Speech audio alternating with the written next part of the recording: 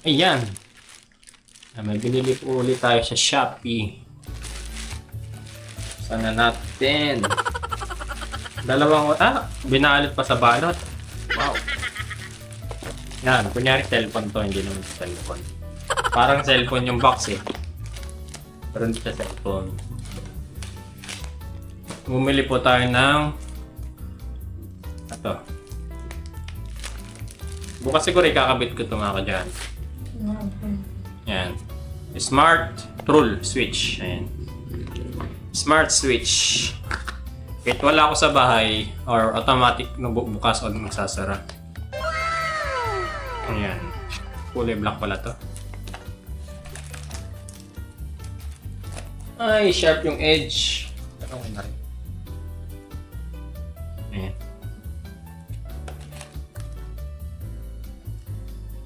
Smart Switch mga kadyano. Pumili po ako ng dalawa. Ayan.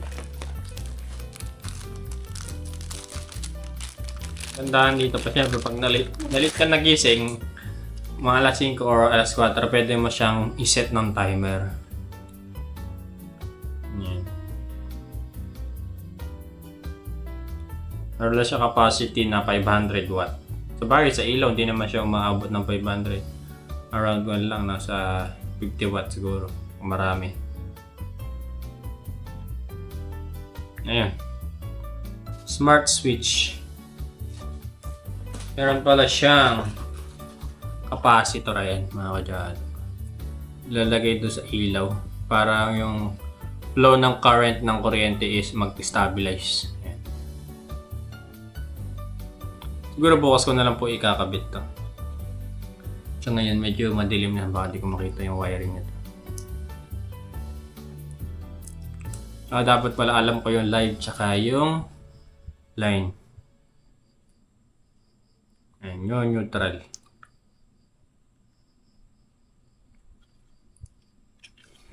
Bagay ka dito, crystal to. Dito ko ilalagay. Ayan, dito sa may kusina. Sosyalin niya, para ka nasa hotel. Pero wala kasing white na ito, nag-aubusan eh. Kaya black na lang binili ko. Bumagay din naman doon sa may doorknob natin. Black din yung doorknob eh. Ayan. Papalitan natin itong old switch na to ng smart switch. Ayan. Touchscreen siya. Pagkagitan natin itong smart switch na mga kadyano.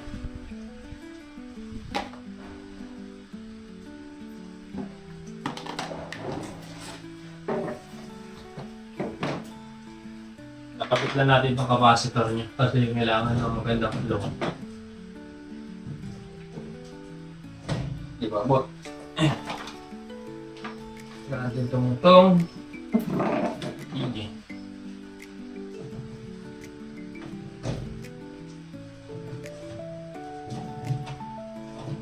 Paano ba makatanggal ito? Napahasa. Ow! Okay.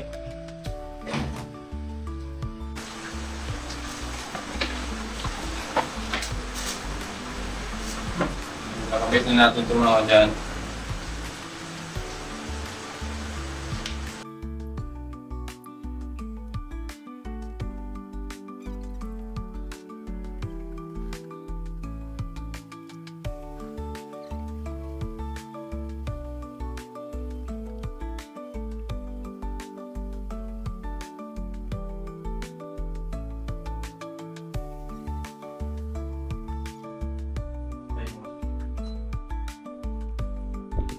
Mga kadyan, na-install ko na po yung cable dito sa ating Wi-Fi smart switch, and palitan natin lahat.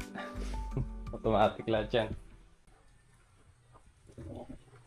Inad natin sa network natin, sa Wi-Fi network. Ayan, loading na siya. Ayan, naglagay lang po ako ng isang dito capacitor para gumanda yung flow ng kuryente para gumana itong ating smart switch. Ayan.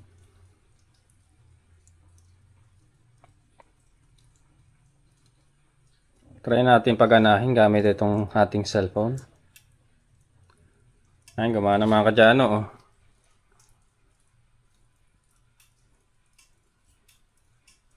Try naman natin dito sa... Lagyan natin ng pangalan. Switch 4. Ano kayo magandang ipangalan dito sa... Cove light. Cove light lagay natin. Hindi siya cove light eh. Pero cove light na rin pala. Cove light.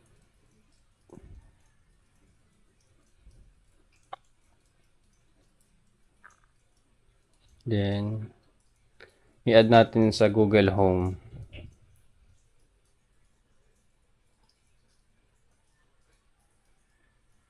Automatic pa lang kasi nakalink doon sa ating smart light. Okay. Okay, Google. Okay, Google. Turn on cove light. Turning on the cove light. Stall. Na-turn on ko na gamit Google. Okay, Google. Turn off cove light.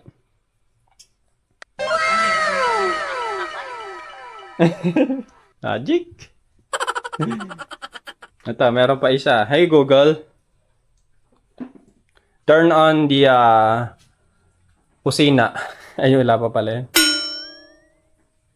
Sorry, I can't help with that. You can I-set up muna natin. Kitchen. Ayan, kitchen light.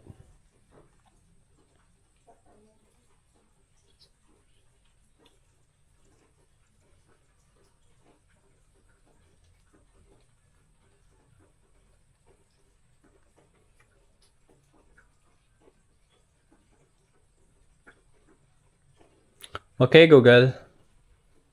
Turn on the kitchen light. All right.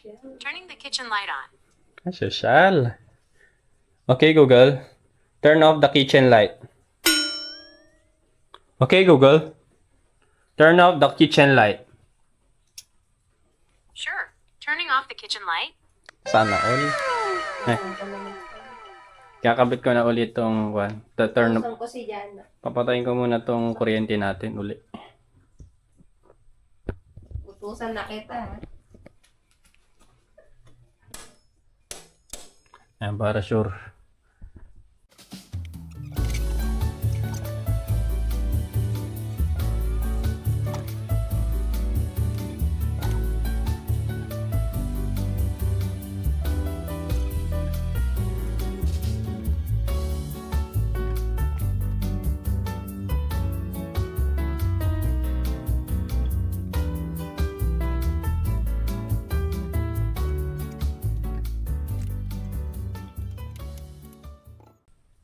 Medyo nakaangat ng konti. Pero anyway, wala yun. Baka natin ito agad. Tayong tingnan. Wow, bago. Ano mga dyan?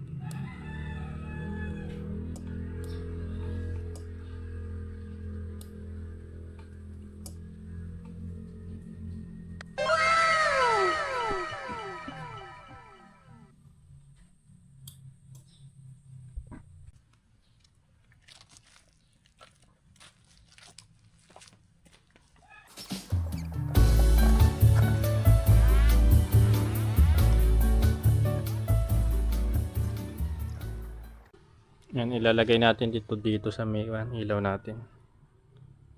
Capacitor po ng smart switch para mag-regulate yung flow ng kuryente.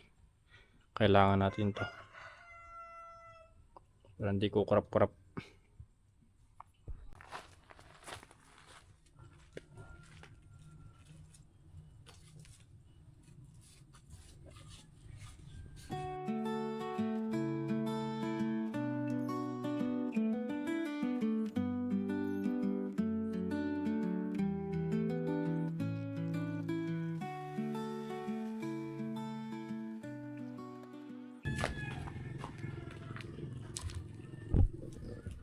Nakikabit ko na yung capacitor sa isang ilaw. Dito naman Mamaya tatanggalin natin.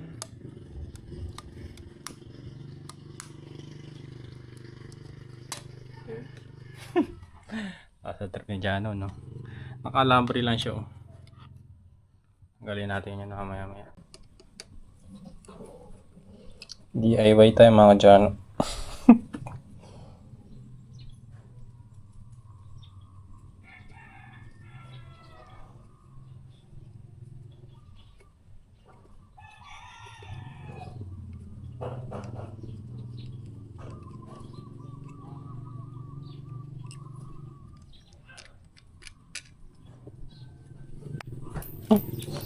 Hulog. Patay naman yung circuit breaker kaya hindi ako nagtatakot. Tapang tao. Matapang atao si Jano.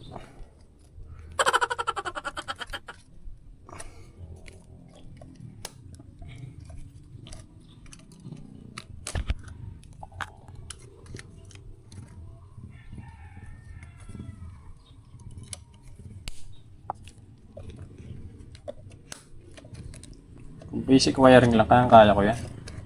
Pero yung malakihan, kaya ko kaso matagal din gawin. Kailangan pang pag-aralan. Yan. Yan mga ka-Jano. Kukunin natin yung live wire. Panigurado ito yung live wire. Wala kasi akong tester eh. Pero ito talaga yung live wire niyan. Yung may naka-jumper. So ito dalawa yung line wire. Pangit naman ang pagkakakabit nito. Busog na busog yung wiring. So, testingin muna natin kung gagana.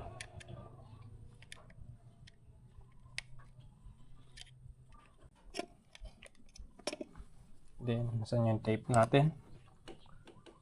Kailangan natin ang tape.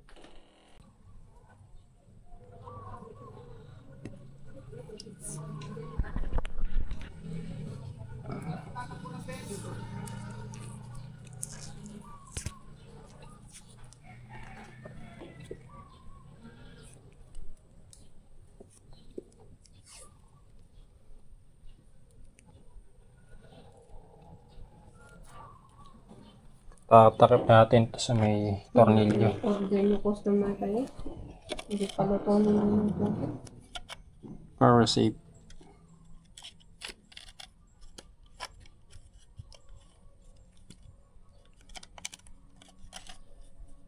Yung burger na kalimutan. Try na natin.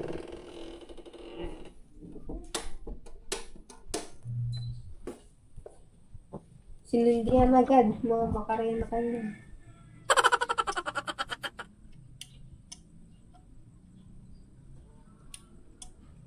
Ay, okay na mga ka-Jano. Ayun, okay na.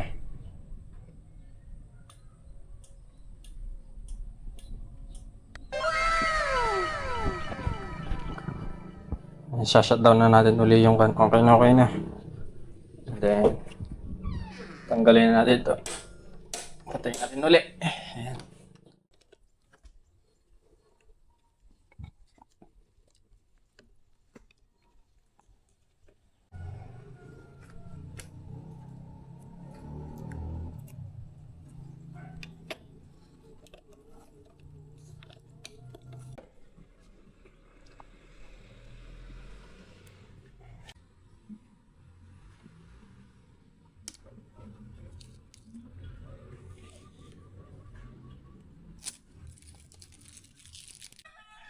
Yan, nakakabit na. Glass yung kanyang touchscreen siya. Ilawin natin to.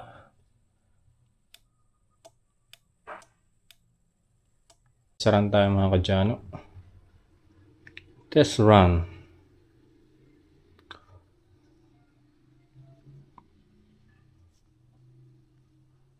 Okay, Google. Turn on the pin lights. Okay, turning on the pin lights. Okay, Google. Turn on the kitchen light. Got it. Turning the kitchen light on. Okay, Google, turn off the kitchen light. Okay. Turning the kitchen light off. Okay, Google, turn off the pin lights. Okay, Google. Okay, Google, turn off the pin lights. Got it. Turning the pin lights off. Ayan, malapitan. Test run.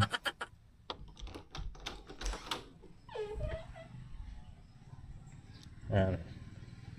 Okay, Google, turn on the front light. Sure. Turning on the front light. May ilaw.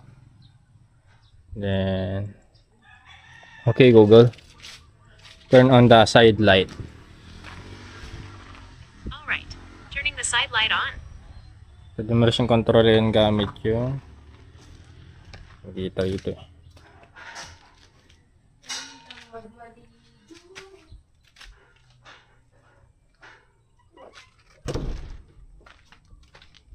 Tapos dito naman sa taas. Wait lang. Hindi ko pa nabubuksan yung kunito. Na-delay na naman yung paggawa natin. Dinelay ng dinelay. Ito. Okay, Google. Turn on these stair lights. Sorry, I can't help with that. Hop, napaya tayo. Talagyan nga natin light sa settings natin.